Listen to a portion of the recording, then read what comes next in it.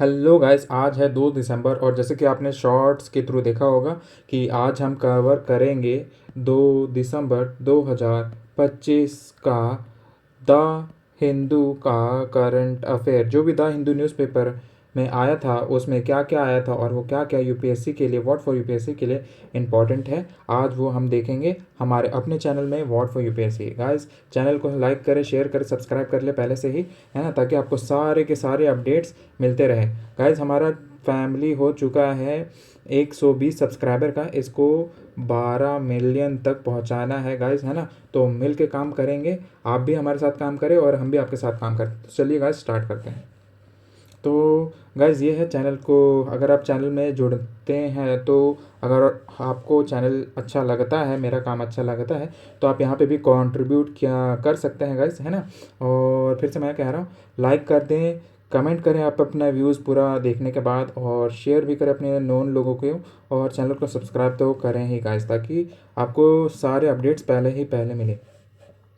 तो गाइस, सबसे पहले जो न्यूज़ आया था यहाँ पे, जो सुप्रीम कोर्ट ने सीबीआई को फ्री हैंड दिया है कि इंडिया में जितने भी डिजिटल अरेस्ट के केसेस होंगे वो सिर्फ और सिर्फ सीबीआई उसको देखेगा, तो ताकि ये जो डिजिटल अरेस्ट के जो केसेस हैं वो फास्ट ट्रैक हो सके। ये एक बेसिक सा सिंपल सा न्यूज़ है। अब इसमें वॉट फॉर यूपीएससी के लिए क्या क्या इंपॉर्टेंट है, सबसे पहले तो डिजिटल अरेस्ट क्या होता है, और है ना, इन सबको अच्छे से जान लेना है आपको। फिर इसका जो टॉपिक आप एक ऐसे के लिए तैयार करके रखें, कुछ फॉर्डर हो सकता है कहीं ना कहीं आपका वे फॉरवर्ड के लिए या प्रॉब्लम्स के लिए, वे फॉरवर्ड के लिए या तो प्रॉब्लम्स के लिए या सॉल्यूशंस में, इसमें कुछ ना कुछ आपके ही काम आ जाएगा। तो वैसे गाइस, जैसे मैंने बताया था, एक बार हमारा आया था क्रिप्टो करेंसी और उसका इफेक्ट ऑन वुमेन के बारे में मेंस में पूछा गया था। तो इस बार हो सकता है डिजिटल अरेस्ट का इफेक्ट पूछ दे वुमेन्स में। सेम सिमिलरली इसका कॉन्टेक्स्ट में आता है जीएस 2 में। अगर हम देखेंगे जीएस 2 में, अगर हम देखें तो ये ई गवर्नेंस हो सकता है और सोशल जस्टिस के पार्लेन में डिजिटल अरेस्ट को पूछा जा सकता है। और जीएस पेपर 3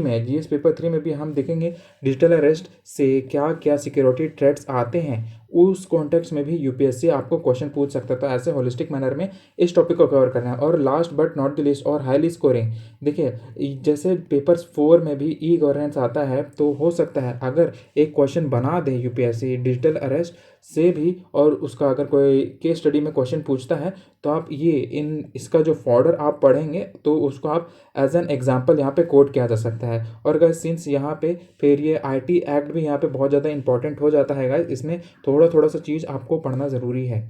ये हो गया पहला हमारा न्यूज़। और संचार साथी में गाइस, मुझे ये लगता है कि ये हमें हमें हमारे यूपीएससी के प्रीलिम्स एग्ज़ाम के कॉन्टेक्स्ट में सबसे ज़्यादा इंपॉर्टेंट है। यूपीएससी का प्रीलिम्स में जो प्रीलिम्स होगा उसमें इस स्कीम के बारे में पूछा जा सकता है। वो भी स्कीम में तो फिर आपको क्या क्या वो करना है, वो भी साइंस एंड टेक्स वाले सब्जेक्ट में मैं ऐसा एज्यूम कर रहा हूँ कि इसमें आ सकता है कि संचार साथी क्या ऐप है, उसके मेजर क्या फंक्शंस हैं, और वो किस मिनिस्ट्री के अंडर गवर्न करता है, इसका नोडल एजेंसी कौन है। ये सब गाइज आप अपना होमवर्क बना करके रखें गाइज, है ना, कर करके रखें। और पान मसाला में सेस अभी सेंट्रल गवर्नमेंट है वो चाह रही है कि वो उसको इंक्रीज़ कर दे, ताकि इसका जो एब्सोल्यूट डिमांड है वो कम हो जाए और सरकार की भी इसमें रेवेन्यू बढ़ सके गाइस, है ना। मेजर कॉन्टेक्स्ट सही है। तो यहाँ पे पान मसाला पे जो सेस लगा है वो किस चीज़ के थ्रू आना चाहिए, तो इसके कॉन्टेक्स्ट में आ सकता है गाइस सिंटैक्स क्या होता है, उसको आप एक बार, आपके लिए होमवर्क है कि आप सिंटैक्स क्या होते हैं, और जितने भी अदर तरह के टैक्सेस होंगे, है ना, उन सब के बारे में भी आप अपना होमवर्क करके रखें। जो सिंटैक्स है, सिंटैक्स के बारे में अगर पूछता है तो उसके अदर पार्लेंस भी हो गए, उसको भी आपको जानने की ज़रूरत है ना। जैसे एड वैलोरम टैक्स हो गया, फिर दूसरे दूसरे टैक्स हो गए, सेस भी हो सकते हैं, ऑक्ट्रा हो गया।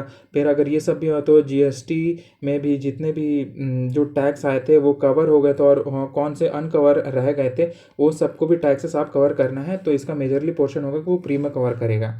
फिर आता है यहाँ पे फार्म फायर गाइस, जो पंजाब हरियाणा, और जिसकी वजह से एनसीआर रीजन में इतना ज़्यादा पोल्यूशन का इफेक्ट पड़ रहा है, जहाँ की AQI बढ़ जा रहा है गाइस, है ना, तो उसके लिए बहुत इंपॉर्टेंट है। तो यूपीएससी इसमें पिछली बार पूछ चुका है कि PM 2.5 और PM 10 से लेके रिलेटेड इस पर न्यूज़ बन चुकी है गाइस, है ना, क्वेश्चन हमारे बन चुके हैं प्रीलिम्स में, तो हो सकता है इस बार ये भी हो। तो अगर आप AQI भी करें फिर, है ना, और मेंस में इसका एथिक्स का केस स्टडी बन सकता है कि दिल्ली NCR रीजन में, है ना, जो इतना धूल प्रदूषण हो रहा है जिसकी वजह से जो नेबरिंग स्टेट्स हैं उसमें जो पराली जलाया जाता है, जो स्टबल बर्निंग होते हैं, तो आप अगर कहीं के DM हुए या कमिश्नर हुए, है ना, तो आपका क्या क्या आपका रोल हो सकता है और आप क्या क्या कर सकते हैं, तो आप ये पूरा केस स्टडी पढ़ लीजिएगा अच्छे से, जो न्यूज़ है आपको बहुत हेल्प होगी। और इसमें सिंस मैंने बताया था PM 2.5 और PM 10, तो हो सकता है इसका कॉन्टेक्स्ट आपसे पूछ ले पेपर 3 के कॉन्टेक्स्ट में, है ना, साइंस एंड टेक के कॉन्टेक्स्ट में, और पेपर 1 में आपसे पूछ सकता है इसका रीजनल क्लाइमेट में क्या असर पड़ता है ये स्टेबल बढ़ने का, जो पंजाब और हरियाणा का है ना गाइस, तो उसके हिसाब से आप ये डायरेक्ट क्वेश्चन एक्सपेक्ट कर सकते हैं इस न्यूज़ से।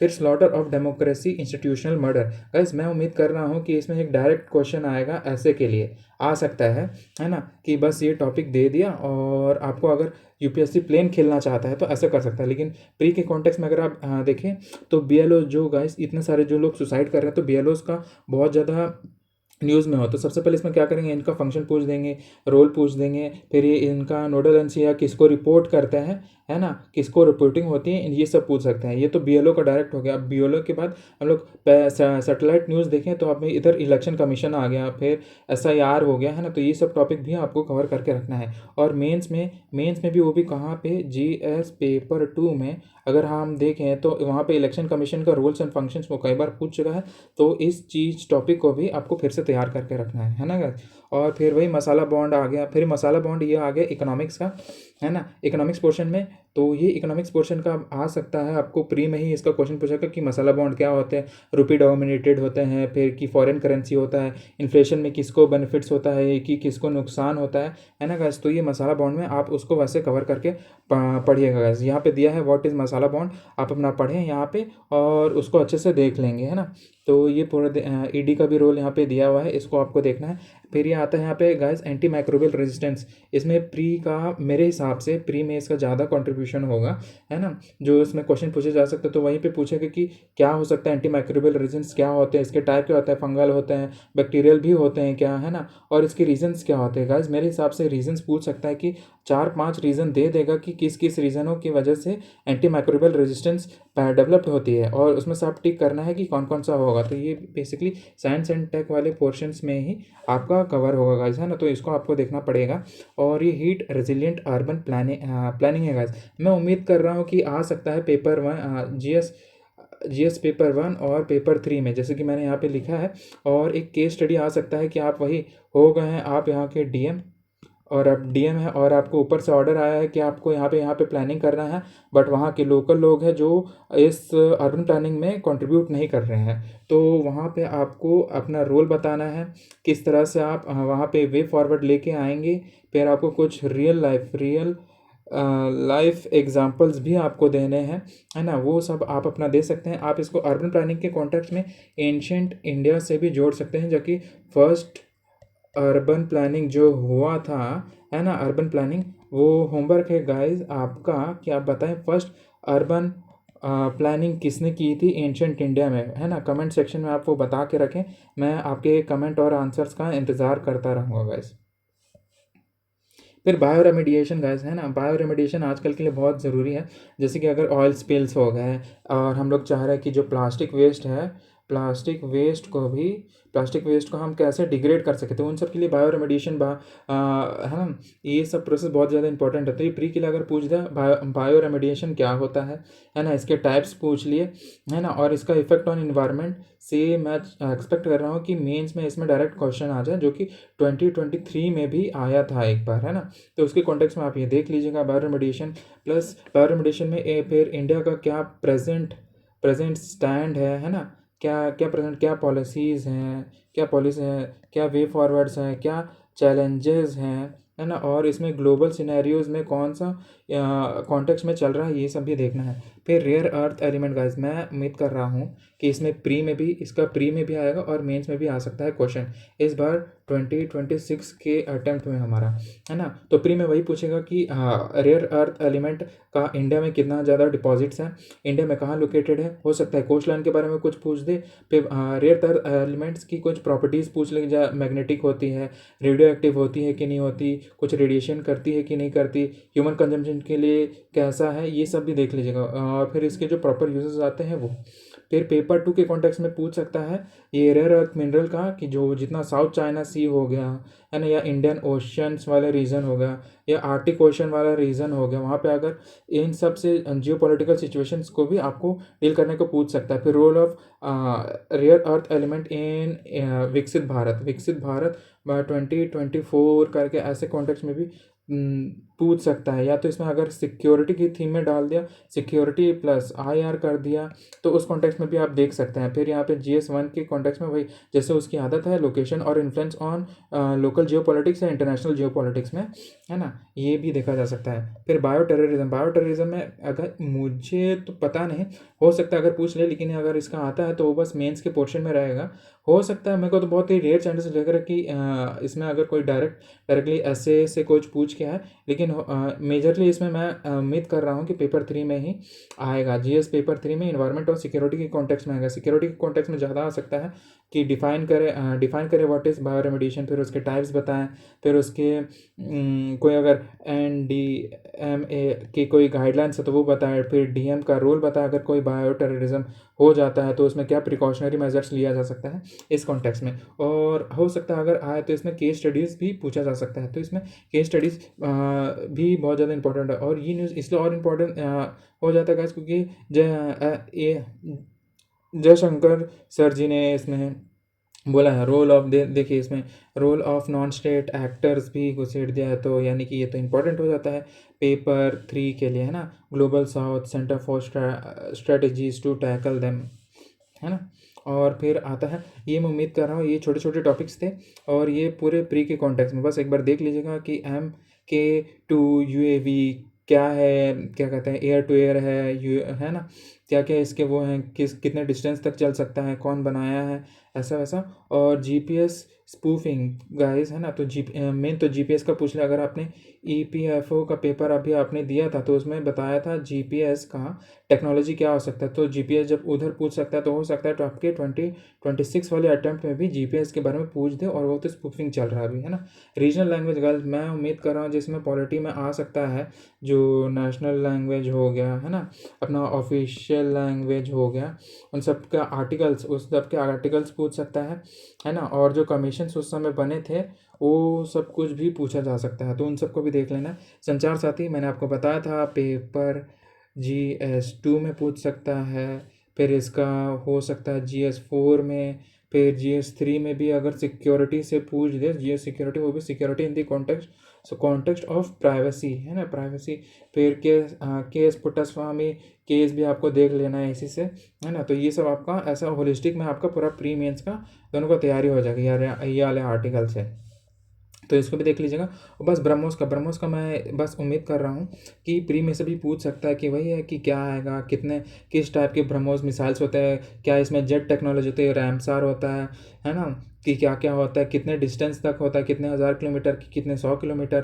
फिर ये क्रूज़ मिसाइल है कि एयर टू एयर मिसाइल है कि लैंड टू एयर मिसाइल है ना, ये सब भी देख लें। और किसके पार्टनरशिप, इंडिया और प्लस कौन से कंट्रीज़ के साथ में मिल के बनाए हैं, अगर कोई रिवर बहती है तो कौन से रिवर से डेजिग्नेट हुआ है, ये सब भी न्यूज़ इसमें पूछा जा सकता है प्री के कॉन्टेक्स्ट में। मेन के कॉन्टेक्स्ट में आप तो भाई क्या सिक्योरिटी यूज़ होगी, उसकी टेक्नोलॉजी क्या है, उसमें इंडिया का ग्लोबल स्टैंड क्या होगा, और impact on India's Jio politics या तो इंटरनेशनल सिनेरियो, ऐसा करके भी पूछा जा सकता है। फिर ये हमारा है न्यूक्लियर पावर इन स्पेस, है ना, न्यूक्लियर पावर इन स्पेस जो साइंस टेक्नोलॉजी, बस वही। अगर इसका प्री के कॉन्टेक्स्ट में अगर हम देखें तो हो सकता है न्यूक्लियर पावर के बारे में पूछे कि nuclear power what is nuclear power, एक स्टेटमेंट वो दे दे। फिर टाइप्स ऑफ न्यूक्लियर पावर दे दे, क्या न्यूक्लियर फिशन होता है, क्या फ्यूजन होता है, क्या फिशन होता है, दोनों के बीच में अंतर क्या होता है, इन सब के प्रॉपर डेफिनेशन को देखें।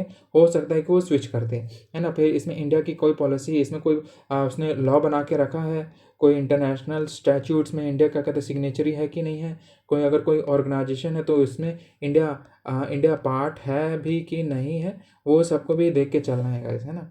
और मेन के कॉन्टेक्स्ट में भी वही एक डेफिनेशन आपको पता करके रखना है, टाइप्स बता के रखना है। अगर आपका 15 मार्क्स के क्वेश्चन में आ गया तो फिर इसमें करंट स्टेटस डाल लें, अगर कितने न्यूक्लियर प्लांट्स है, अभी कोई न्यूक्लियर प्लांट नया बना है, न्यू बना है, तो ये सब देखना है ना। करंट पॉलिसीज़ हो गए, स्कोप हो गए, चैलेंजेस हो गए, वेस्ट डिस्पोजल हो गया, रेडिएशन हो गया, फिर ट्रांसपोर्टेशन हो गया, वहाँ पे लेके जाना है, इंडिया के पास क्या टेक्नोलॉजी है, पैसा है भी कि नहीं है ना हमारे पास, और उतने साइंटिस्ट भी है कि नहीं है, फिर इंटरनेशनल डोमिनेंस भी हो गया, है ना, इंडिया के पास टेक्नोलॉजी हुई कि नहीं हुई।